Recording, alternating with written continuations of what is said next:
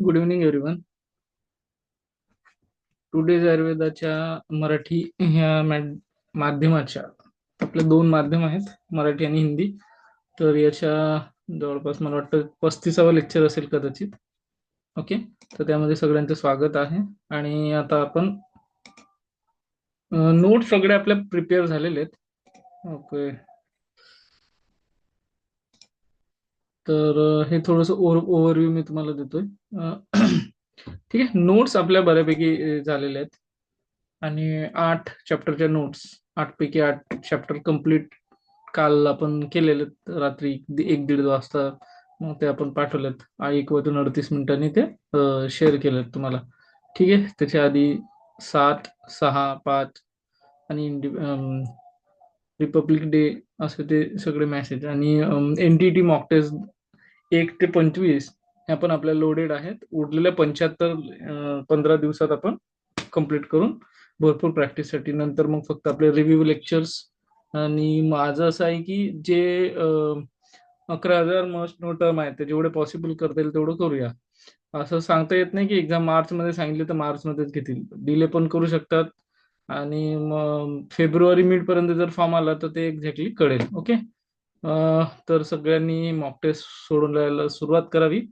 Hindi, Marathi, repeater, regular सगळ्या विद्यार्थ्यांच्यासाठी आग्रहाचं म्हणणं आहे. आणि थोडंसं आता जानेवारीमध्ये ज्यांनी अभ्यास सुरू केलेला त्यांच्यासाठी 2 तास होते दिवसाचे, रोजचे काढायचे त्यांच्या प्रोफेशनल शेड्यूल मधून.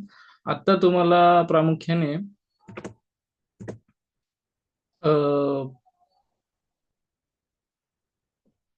जे आता तुम्ही करणार आहात त्यामध्ये 3 तास तुम्हाला रोजचे देणं गरजेचं आहे. तर आपण हे बघणार आहात today's Ayurveda NTT online classes chapter 5 information and communication technology. याच्याबद्दल बरंचसं माहिती असतं.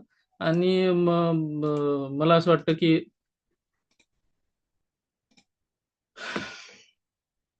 आणि आता आपण प्रश्नांवर पण भर देणार आहे. आता मला असं दिसतंय की बरेच विद्यार्थी सोडवत आहेत.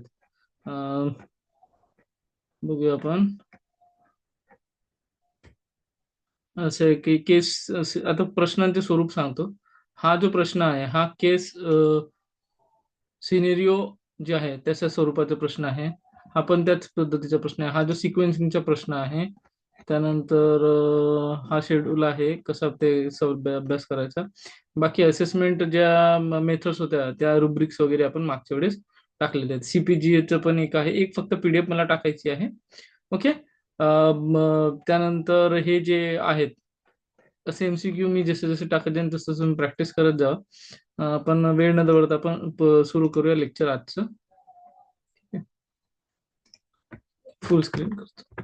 ठीक आहे. सो 58-59 पान आहेत ऍक्च्युली. मी स्क्रीन छोटी करतो. ओके. सगळ्यांना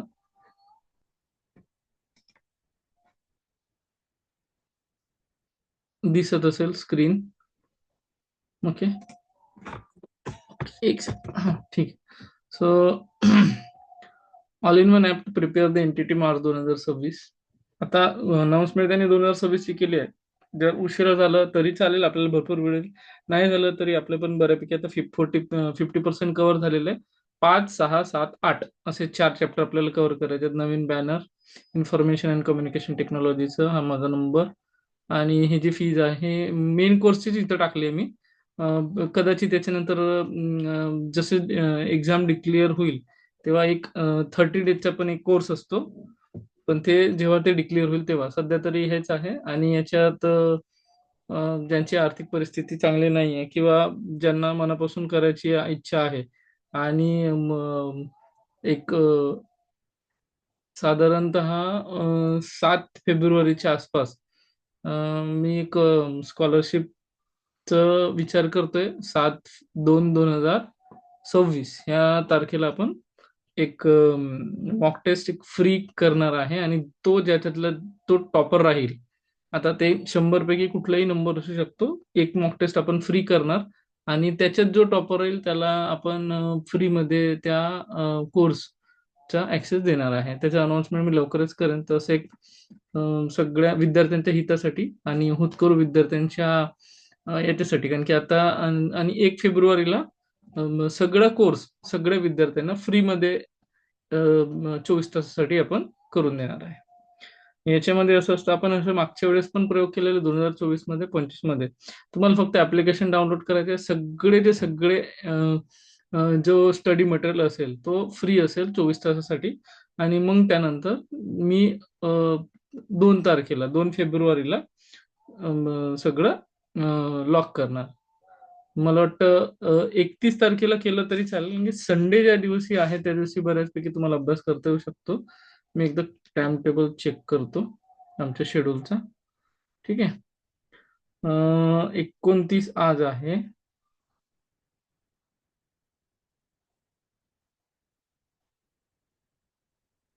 एक सेकंड.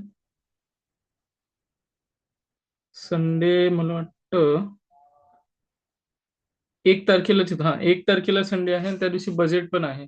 सो 1 तारखेला आपण पूर्ण ऍक्सेस फ्री ऑफ कॉस्ट सगळ्यांना देणार आहे, जेणेकरून सगळ्यांनी त्याचा लाभ घ्यावा. त्याच्या टेस्ट असतील, अ, त्यानंतर पूर्ण लेक्चर्स असतील. 400 800 कंटेंट नंबर आहेत. जेवढे लेक्चर झालेले 26च्या बॅचचे ते पण असतील, असं ते सगळं असणार आहे. डोंट वरी, हे लेक्चर मी पूर्ण अपलोड करणार आहे, तर त्याच्यामुळे काही प्रॉब्लेम नाही. ठीक आहे. कधी कधी मी पूर्ण लेक्चर अपलोड करत असतो, कधी कधी ट्रिम करत असतो, कधी कधी सजेस्ट असतो. तर online mentorship programme for NTT national teacher eligibility test admission open 15 August पासून आपले बॅच सुरू आहेत. 2 बॅचेस आहेत, मध्यम मराठी आणि माध्यम English plus Hindi, student all over the India. आता सध्या याचं कंटेंट थोडं मागे राहिले, कारण की 2025चा जो डेटा होता तो प्रामुख्याने हिंदी आणि इंग्लिश ह्या भाषेमध्ये होता, त्यामुळं त्यांना समजायला सोपं जाईल असं आहे. आता मेंटर कोण आहे, तर मी स्वतः डॉक्टर हितेश्वर धर्माजी लोणारे. काय शिक्षण झाले, तर मी सध्या टिळक आयुर्वेद महाविद्यालयामध्ये PhD स्कॉलर आहे. एका college, ideal college of Ayurveda, Palghar Wada इथं असिस्टंट प्रोफेसर या पदावर आहे. एक 4 इयर 3 मंथ्स असा एक्सपिरियन्स आहे. असोसिएट प्रोफेसरला एक पुढच्या वर्षी मी जाणार आहे. बेस्ट इमर्जिंग टीचर अवॉर्ड आहे, म्हणजे मला मिळाला आहे 2024चा. कोणी दिला, तर आयुर्वेदा टीचर असोसिएशन. तुम्ही जर आपले टेलिग्रामचे जुने मेसेजेस बघितले, तर माझं विद्यार्थ्यांसोबतच टीचर्सच्या हितासाठी जी संस्था कार्य करते अखंड भारतवर्षामध्ये, तर त्याचं नाव आहे आयुर्वेदा टीचर असोसिएशन. यांच्याशी चांगले संबंध आहेत, मी त्यांचा लाईफ टाईम मेंबर सुद्धा आहे. आणि त्याच्यामुळं आपलं विशेष लक्ष टीचर्सच्या निगडीत काही प्रश्न आले, OTMS मध्ये काही प्रॉब्लेम झाला किंवा अजून काय, त्यांचं प्लेसमेंट रिलेटेड वगैरे, अम, किंवा एखाद्या कॉलेजची माहिती काढून द्यायची वगैरे, तसं आपण त्यांना free of cost service provide करतो. ठीक आहे. चला पुढे जाऊया. आजचं नवीन बॅनर परत. Prepare the NTT March 2026 from one of the best teachers. मी म्हणत नाही की मी बेस्ट आहे, पण I am one of the best teachers जे मला पुरस्कार मिळाला. बेस्ट आणि वन ऑफ द बेस्ट याच्यामध्ये एकदम थोडीशी फरक असतो. बेस्ट मध्ये माझ्यापेक्षा चांगलं कोणीच नाही, आणि वन ऑफ द बेस्ट म्हणजे मी त्या श्रेणीत आहे असं मी स्वतःला म्हणू शकतो. किंवा मला जेवढे काही विद्यार्थी आहेत ते म्हणतात की you are the best teacher we have seen. पण मी म्हणतो नाही, मी कित्येक चांगल्या शिक्षकांमधला एक शिक्षक आहे. माझे वडील शिक्षक, सासू सासरे, आजोबा, मामा, दोन्ही मामे, म्हणजे मोठा मामा आता हयात नाहीये, मजला मामा आणि हे, तर हे सगळे शिक्षकी पेशामध्ये होते. याच्यामुळं मला शिक्षक ते त्याचं सर्टिफिकेट आहे. न्यू हॉरायझन्स इन आयुर्वेदा, असं. तर 25 साली आम्ही बेस्ट एनटीटी एस्पिरंट अवॉर्ड दिलेला, त्याचं पण तुम्ही टेलिग्रामवर बघू शकता. हे तेच बॅनर आहे. 100 रुपयाची मॉक टेस्ट अशा एक 25 आत्ता आपण लोड केलेले आहेत. सगळ्यांनी या सेवेचा लाभ घ्यावा. जे क्लासेस दुसरे लावलेले असतील तरी सुद्धा तुम्ही टेस्ट नॉलेज कधी करू शकता. आपण प्रश्नांची डिफिकल्टी लेवल थोडीशी रेस केली, एनटीटीची नेट सेट लेवलची डिफिकल्टी वाढवून ठेवली.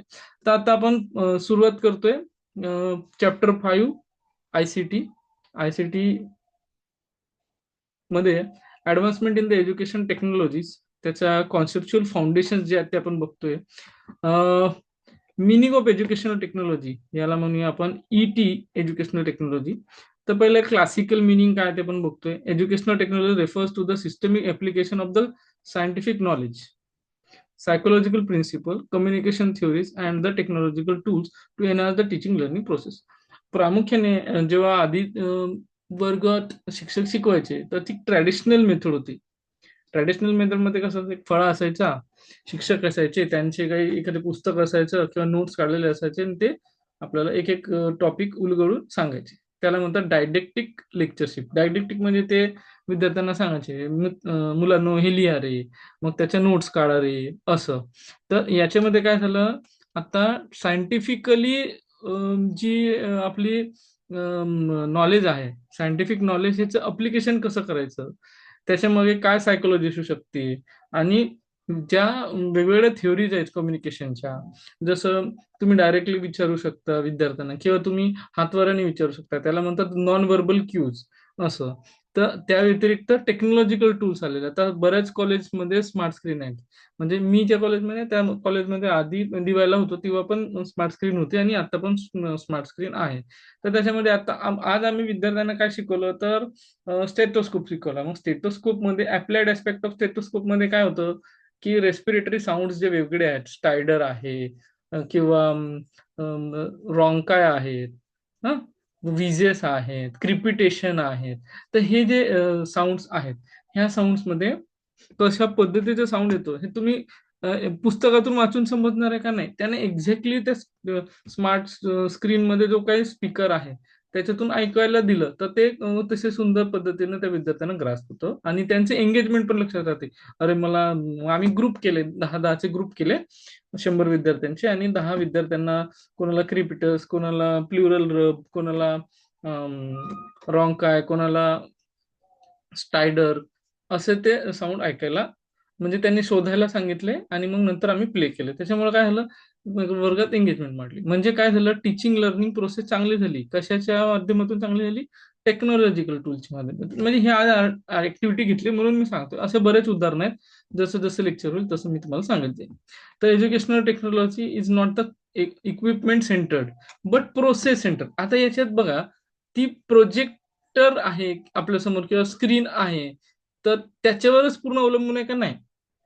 ती जी प्रोसेस आहे, कशा पद्धतीने आपण त्यांच्याकडून ते त्यांना शिकवतोय, प्रेझेंटेशनच्या द्वारे शिकवतोय, की जसं आता वनस्पती दर्शन आहे, तर वनस्पती दर्शनामध्ये तुम्ही त्या वनस्पतीचे काही स्पेसिफिक व्हिडिओ जर असतील तर ते तुम्ही दाखवायला पाहिजे.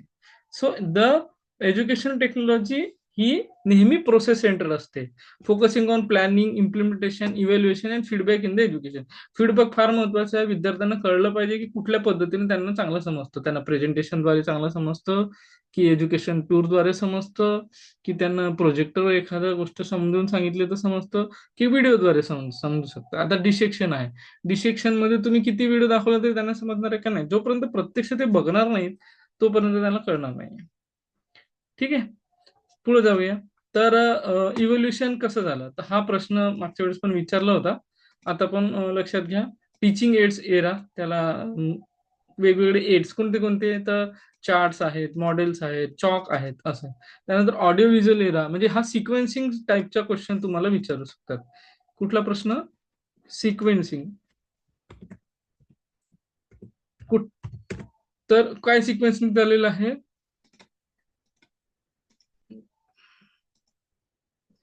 सगळ्यात पहिले आलं टीचिंग एड्स, त्याच्यामध्ये चॉक, चार्ट्स आणि मॉडेल. त्यानंतर आहे ऑडिओ व्हिज्युअल एरा, त्याच्यामध्ये रेडिओ, टीव्ही, फिल्म स्ट्रिप्स. त्यानंतर प्रोग्राम लर्निंग मध्ये स्किनर, टीचिंग मशीन्स ह्या आल्या वेगवेगळ्या, प्रोग्राम लर्नर. त्यानंतर कॉम्प्युटर असिस्टेड इन्स्ट्रक्शन मध्ये मॉक ड्रिल्स आल्या, वेगवेगळ्या प्रॅक्टिसेस आले.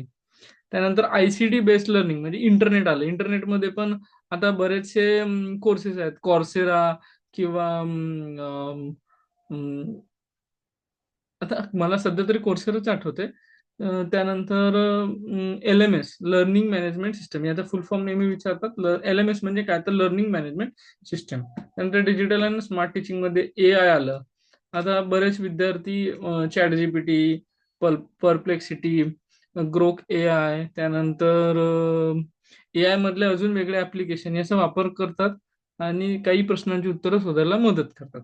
हा, त्याच्यात एक डिस्क्लेमर असतं की ते नॉलेज परफेक्ट आहे का ते क्रॉस चेक करायला पाहिजे.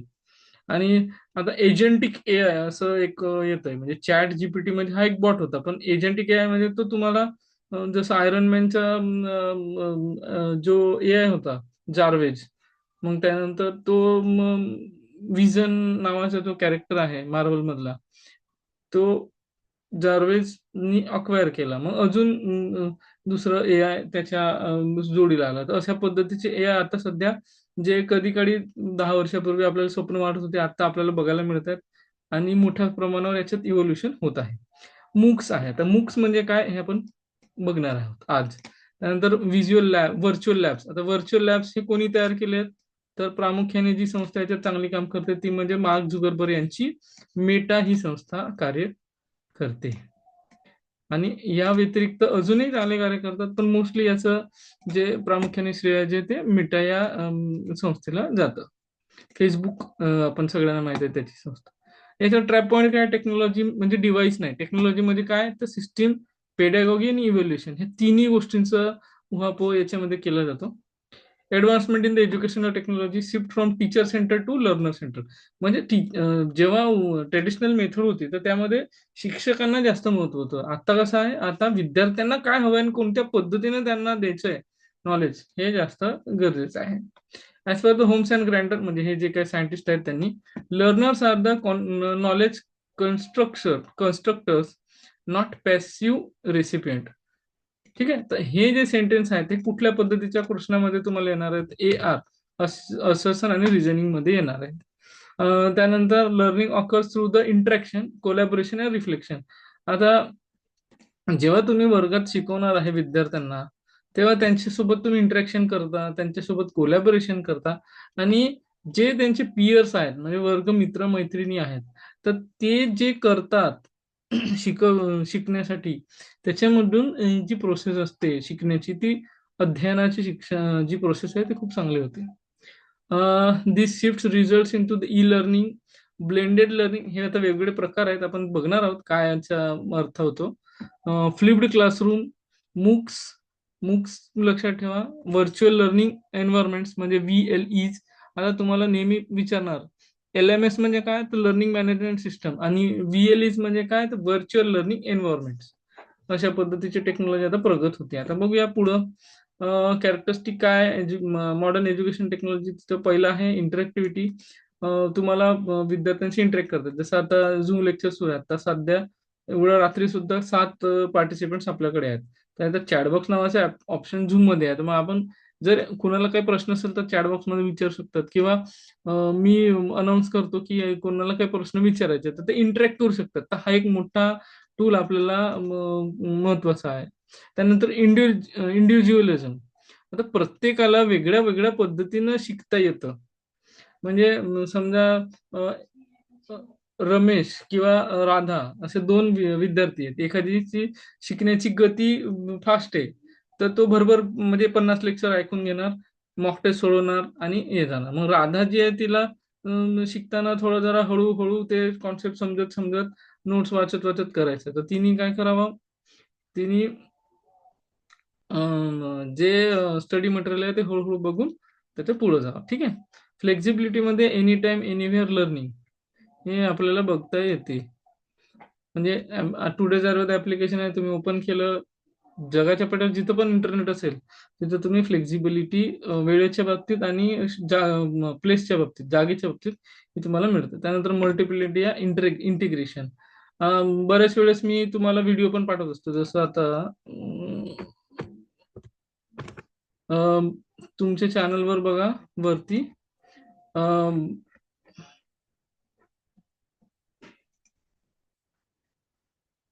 इथं तुम्हाला मी अॅनाटॉमीचे हे पाठवलं होतं. लर्निंग मेथड्स मध्ये रुब्रिक्स नाही, रुब्रिक्सच्या वर एक अॅनाटॉमीज नावाचा सॉफ्टवेअर होता. हा, सिम्युलेशन. हे सिम्युलेशन मध्ये बघा, याच्यात वेगळे वेगळे टूल्स आहेत.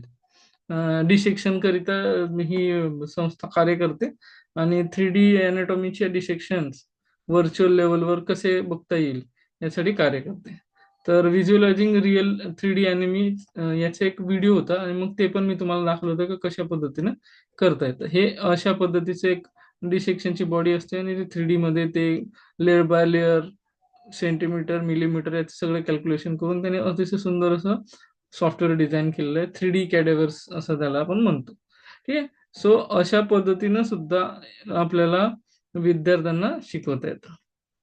म्हणजे काय झालं, multimedia integration in the teaching. आता मी अॅनाटॉमीज फक्त तुम्हाला सांगितलं की हे अॅनाटॉमीज असं असं आहे, त्याच्यापेक्षा मी तुम्हाला डायरेक्ट वेबसाईट दाखवतो, त्याच्यात स्वरूप सांगतो की असं तुम्ही शिकून घ्यायला पाहिजे, तुमच्या विद्यार्थ्यांना शिकवायला पाहिजे याच्या माध्यमातून. मग ते त्यांच्या त्यांच्या 3D अॅनिमेशन मध्ये बघतात, हार्ट मध्ये काय चालू आहे, किती चेंबर्स असतात, कसा दिसतो, परकिंचे फायबर्स कसे आहेत, किंवा इकडे आपण फिमर बघितला, ह्युमरस बघितला, वेगवेगळे प्लेन्स बघितले, तर ते त्या पद्धतीने नॉलेज गेन करू शकतात. डिपेंड्स अपॉन त्यांची एंगेजमेंट त्या याच्यासोबत कनेक्टेड पाहिजे. नाही तर मग इंटरनेट दिलंय, दुसरंच काहीतरी व्हॉट्सअप बघतंय, कोण टेलिग्राम बघते, याच्यापेक्षा त्या सॉफ्टवेअरवर फोकस करणं वर्गामध्ये रूम मध्ये हे गरजेचं आहे. त्यानंतर फीडबॅक आणि अनालिटिक्स.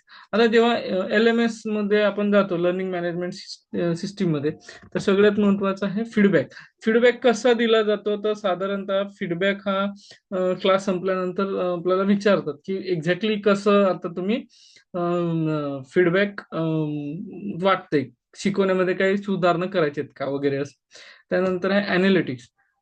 एखादी क्लास घेतली तर क्लासमध्ये टॉपर कोण आहे, किती विद्यार्थ्यांनी प्रश्न सोडवलेला आहे, अशा पद्धतीचे जे काही प्रश्न असतात ते आपल्याला अनालिटिक्स मध्ये येतात. किंवा एखाद्या विद्यार्थ्याला मार्क सारखे कमी पडतात, तर त्याचा काय प्रॉब्लेम आहे, कुठला टॉपिक त्याचा वीक राहिलेला आहे, ते सगळे अनालिटिक्स आपल्याला मॉडर्न एज्युकेशनल टेक्नॉलॉजीमध्ये करतात. स्केलेबिलिटी. मी 9 ते 10 लेक्चर घेतोय, मी 10 विद्यार्थी पण पर्यंत पोहोचू शकतो किंवा 10,000 विद्यार्थ्यांपर्यंत पोहोचू शकतो. पण क्लासरूम असेल तर फक्त 30 किंवा 40 चीच परमिशन आपल्याला आहे, किंवा 100, 150, 200, 1000. पण ऑनलाईन जे मीडियम आहेत, झूम मिटिंग आहे किंवा अजून काय आहे, किंवा ऍप्लिकेशन जसं आता आपलं टुडे जारवाचं ऍप्लिकेशन आहे, तर आपल्याला स्केलेबिलिटी मोठ्या प्रमाणात बघायला मिळते.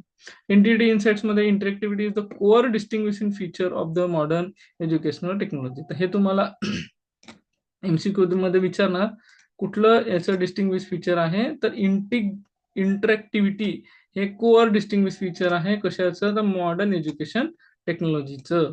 Next, information technology, information and communication technology, ICT.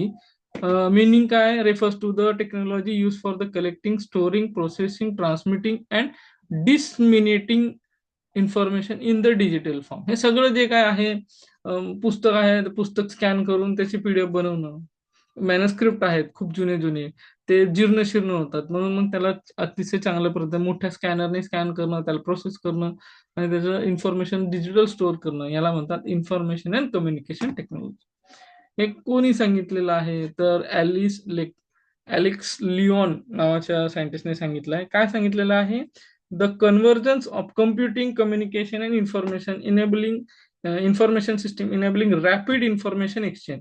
पटकन इन्फॉर्मेशन पोहोचते. व्हॉट्सअप आहे, एखादा मेसेज पाठवायचा आहे, 1 ने 10,000 लोकांपर्यंत विदिन सेकंड होऊ शकतो. जसं आता काल अत्यंत दुर्दैवी घटना झाली, महाराष्ट्राचे उपमुख्यमंत्री अजित पवार 9 वाजून 15 मिनिटांनी त्यांच्या विमानाला, प्रायव्हेट चार्टर्ड प्लेनला अपघात झाला. तर ही जी न्यूज आहे ही इतका रॅपिडली पसरली, आणि आधी ते धर्मेंद्रच्या डेथच्या वेळेस जो प्रॉब्लेम झाला होता, त्यामुळे कुठलंच न्यूज चॅनल डायरेक्ट सांगत नव्हतं की डेथ झाली, जोपर्यंत ऑफिसने कन्फर्म केलं. म्हणजे आता तेवढ्या पद्धतीने लोक सेन्सिटिव्ह झालेत, पत्रकार सुद्धा, की कुठली इन्फॉर्मेशन कशा पद्धतीने पोहोचवली पाहिजे. ठीक आहे. सो इतक्या फास्ट इन्फॉर्मेशन एक्सचेंज होऊ शकतं आताच्या इन्फॉर्मेशन सिस्टीम मध्ये. जर तुम्ही 15 वर्षापूर्वी बघितलात, तेव्हा ट्रंक कॉल किंवा अजून गोष्टी होत्या, साधे टेलिफोन होते. त्याच्या आधी बघितलं तर तार यायची, म्हणजे बाबासाहेब आंबेडकरांचा काळ बघितला तर त्यांना निरोप यायचे तारेनी की आता त्यांचा मुलगा वारलाय, किंवा बाबासाहेब आंबेडकरांचं जे पुस्तकाचं जहाज होतं ते बुडालं आहे. 2 जहाज बुडालेत, त्याच्यापैकी जे एक जहाज बुडालेलं आहे पाण्यामध्ये, आणि ते जे जहाज आहे ते पुस्तकांचं होतं, असं निरोप आलेला आहे. किंवा महात्मा फुलेंनी पाठवलेले तार आहेत, म्हणजे ब्रिटिश काळात त्या टेक्नॉलॉजी तशी होती. आता आपल्याकडे व्हॉट्सअप आहे, झूम आहे, चॅट GPT आहे, त्यानंतर परप्लेक्सिटी आहेत. आताचे टूल्स वेगळे आहेत, तेव्हाचे टूल्स वेगळे होते. आता कॉम्पोनंट्स काय, सगळ्यात पहिलं हार्डवेअरमध्ये तुम्हाला कम्प्युटर पाहिजे, सर्व्हर पाहिजे आणि राउटर्स पाहिजे. कम्प्युटर जे आहेत ते कशासाठी पाहिजे, कलेक्शन कॉम्प्युटिंग पॉवरसाठी. सर्व्हर काय, त्याचा डाटा एक्सचेंज होण्यासाठी. राउटर्स काय, वायफाय वगैरे नेटवर्क वाढवण्यासाठी. सॉफ्टवेअर काय, ओएस. ओएस म्हणजे ऑपरेटिंग सिस्टीम, विंडोज आहे, लिनक्स आहे, iOS आहे. LMS म्हणजे काय, लर्निंग मॅनेजमेंट सिस्टीम. ह्याचं एक सॉफ्टवेअर असतं ते. आता जसं आता टुडेज आयुर्वेद आहे, ते तुमच्यासाठी एक ऍप्लिकेशन आहे, व्हाईट लेबल ऍप्लिकेशन. तर ते ऍप्लिकेशनच्या द्वारे तुम्ही बघता. तर अशा पद्धतीने OS, LMS आणि ऍप्लिकेशन. नेटवर्कमध्ये काय लागतं, इंटरनेट आणि इंट्रानेट. इंटरनेटमध्ये सगळ्यांसाठी, इंटरनेटमध्ये विशिष्ट पद्धतीच्या लोकांसाठी. समजा आता मला ऍक्सेस द्यायचे एखाद्या युनिव्हर्सिटीमध्ये, स्टॅनफोर्ड मधल्याच विद्यार्थ्यांना शिकवायचं उदाहरणार्थ, आणि मी तिथला प्रोफेसर आहे. तर मग मी काय करणार, सगळ्या विद्यार्थ्यांना ते कॉन्फिडेन्शियल ज्ञान फिजिक्स या विषयाचं देणार आहे का, नाही. फक्त ज्यांना इंटरनेटचे ऍक्सेस आहे त्याच विद्यार्थ्यांना लाईव्ह लेक्चर देणार आणि त्याचे रेकॉर्डिंग कुठेही ठेवणार नाही, जेणेकरून ते नॉलेज तिथल्या तिथं कॉन्फिडेन्शियल राहील. ठीक आहे. कम्युनिकेशन टूल्स मध्ये ईमेल आहे, VoIP आहे, हे व्हिडिओ व्हिडिओ इंटरनेट प्रोव्हायडर्स, तर VoIP. त्यानंतर मल्टीमीडियामध्ये ऑडिओ, व्हिज्युअल आणि अॅनिमेशन्स आपण बघतो बरेच वेळेस. त्यानंतर डाटा सिस्टम मध्ये डाटा बेसेस वेगवेगळे असतात. क्लाउड सर्व्हिस असते, जसं आता मॅक्झिमम जे वापरतात ते अमेझॉनची क्लाउड सर्व्हिस वापरतात. जिओ इंटरनेट सुद्धा आपल्या त्याच्यात आलेले आहे. ICT मध्ये general abbreviations in the terminology very important for the entity. ICT म्हणजे इन्फॉर्मेशन कम्युनिकेशन इन टेक्नॉलॉजी, ही अम्ब्रेला टर्म आहे. IT मध्ये इन्फॉर्मेशन टेक्नॉलॉजी, डाटा प्रोसेसिंग त्याला म्हणतात. WWW म्हणजे वर्ल्ड वाईड वेब. म्हणजे हे डायरेक्ट MCQ तुम्हाला विचारू शकतात आहे. आणि हे सोप्या कॅटेगरीचे, इझी कॅटेगरीचे MCQ आपल्याला विचारू शकतात आहे. ठीक आहे. त्यानंतर URLचा फुल फॉर्म काय, युनिफॉर्म रिसोर्स लोकेटर. वेबचा जो ऍड्रेस असतो त्याला ते म्हणतात. ISP म्हणजे इंटरनेट सर्व्हिस प्रोव्हायडर्स. लॅन म्हणजे local area network, small network साठी असतं. वॅन म्हणजे वाईड एरिया नेटवर्क, हा लार्ज नेटवर्क साठी वापरला जातो. LMS म्हणजे लर्निंग मॅनेजमेंट सिस्टीम, कोर्स डिलिव्हरीसाठी वापरले जातो. VLE म्हणजे virtual learning environment, online classroom साठी वापरले जातात. नंतर VoIP म्हणजे व्हॉइस ओव्हर इंटरनेट प्रोटोकॉल, हे ऑडिओ कॉन्फरन्ससाठी वापरले जातात. ही जुनी टेक्नॉलॉजी झाली झूम यायच्या आधी. म्हणजे असे डिव्हाइस होते ज्याच्यामध्ये ऑडिओ कॉन्फरन्स घ्यायचे, किंवा US चे काही हायर ऑफिशियल्स डिफेन्सचे आहेत, ते आताही हे कंडिशन्स हे वापरतात to pursue the orders from their seniors. ठीक आहे. मूक म्हणजे काय, मूकचं मी तुम्हाला म्हणत होतो ना मगाशी. मूक म्हणजे massive open online course. Massive, M for massive, O for open, O for online आणि कोर्स. तर मॅसिव्ह ओपन ऑनलाईन कोर्स हे स्केलेबिलिटीसाठी वापरतात. ज्यांचा कस्टमर बेस मोठा आहे, जसं आता फिजिक्स वालाचे अलग पांडे सर आहेत, त्यांचे ऍप्लिकेशन खूप मोठं आहे. आपलं टुडे जर वेळ त्याच्या पुढे काहीच नाही. तर अशा पद्धतीनं जेव्हा ते मोठ्या प्रमाणात क्लासरूम चालवतात, तर त्यांना सर्व्हरची कॉस्ट पण तशीच लागते. ठीक आहे. तर त्याला म्हणतात मॅसिव्ह ओपन ऑनलाईन कोर्स. आता NTT MCQ क्वेश्चन काय, LMS is not is equal to VLE, म्हणजे हे त्याचं नाहीये. हे LMS काय, एक मॅनेजमेंटचं सॉफ्टवेअर आहे. LMS हे लर्निंगचं स्पेस आहे. इंटरनेट एज्युकेशनल यूज साठी कसं आहे, meaning of internet. Internet is a global network of interconnected computer. सगळे कॉम्प्युटर्स एकत्र एका धाग्याने बांधलेले आहेत, म्हणून त्याला म्हणतात internet. That enables the resource sharing and the communication.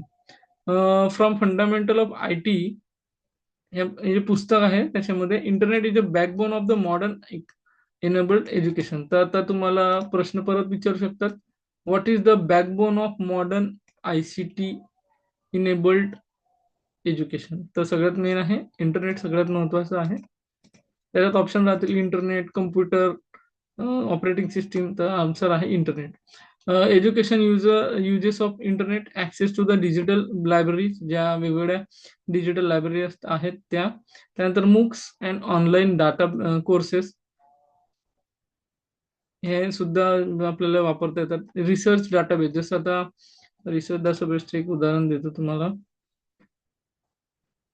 एक सेकंड.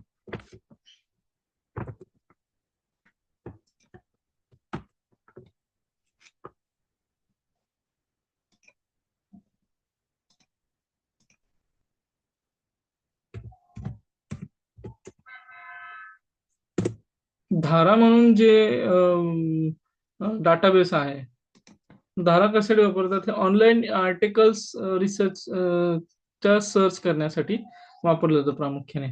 ठीक आहे. तर याच्यामध्ये वेगवेगळे जर्नल, सिनॉप्सिस, आर्टिकल्स हे सगळे आपल्याला बघता येतात. तर हे एक काय आहे? रिसर्च डाटाबेस आहे. ठीक आहे. याच्यामध्ये थेसिस वगैरे असतात. अशा पद्धतीचं ते धाराचं प्लॅटफॉर्म आहे. किती आर्टिकल्स आहेत, किती टेक्स्ट आहेत, अवेलेबल ॲब्स्ट्रॅक्ट वगैरे सगळं असतं. आयुष रिलेटेड गोष्टी आहे. आता याच्यात एक पब्लिश्ड आर्टिकल बघू शकतो. Navigating liver cancer, precise targeting of enhance treatment outcomes. कोणी कोणी लिहिलेलं आहे, कशासाठी आहे.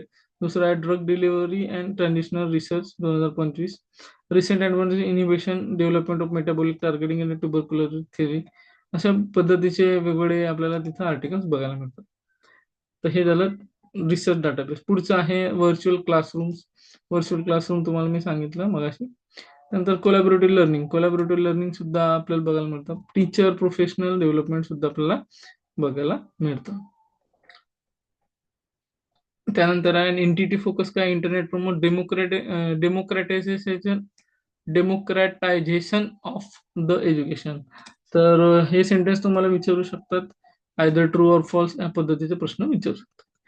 हे झालं इंटरनेट. आता आहे intranet. Internet is a private internet network within a institution. 2 second मी चार्जिंगला लावतो. पर्यंत आपण जरा ही जी आपलं रेकॉर्डिंग आहे थोडस पॉज करूया. अदरवाईज आपली लेक्चर स्टॉप होऊन जाईल. पीसीची चार्जिंग फार कमी आहे. आता सध्या मी लावलाय लॅपटॉप चार्जिंगला आणि आपण कंटिन्यू करूया. 6 मिनिटं राहिलेत. 6:30. ठीक आहे. इंटरनेट. इंटरनेट पण तेवढं महत्वाचं आहे जेवढं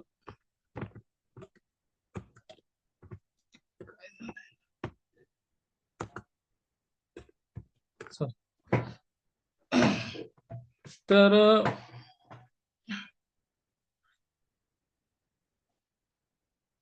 इंटरनेट म्हणजे प्रायव्हेट इंटरनेट नेटवर्क विदिन अन इन्स्टिट्यूट. जसं मी तुम्हाला स्टॅनफोर्ड युनिव्हर्सिटीचा एखादा रिसर्च सुरू आहे, जो आता सध्या माहित आहे तो म्हणजे ज्या बायोलॉजिकल ऑर्गन्स आहेत, जसं हार्ट आहे, किडनी आहे, ज्यांचं रिप्लेसमेंट करतात, त्यांचं डेव्हलपमेंट चालू आहे.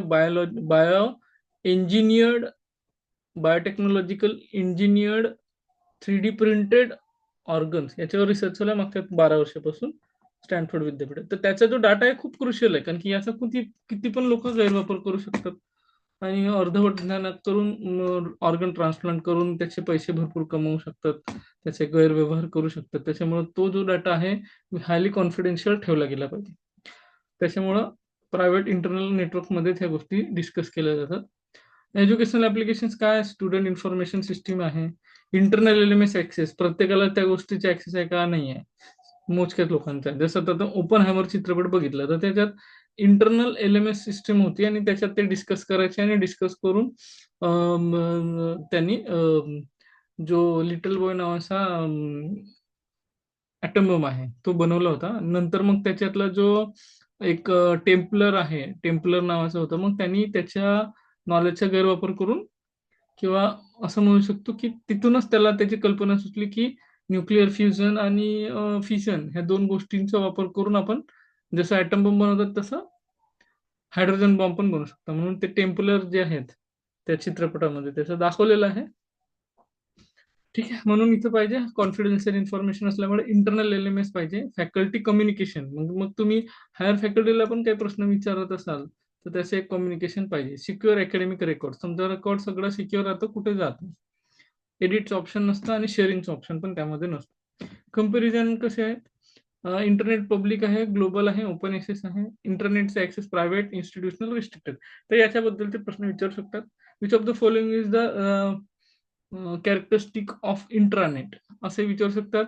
त्याच्यात इन्स्टिट्यूशनल आहे, प्रायव्हेट आहे आणि रिस्ट्रिक्टेड आहे. ग्लोबल नाही आहे ते. त्यानंतर email as in education tool. Pedagogical importance आहे. Asynchronous communication.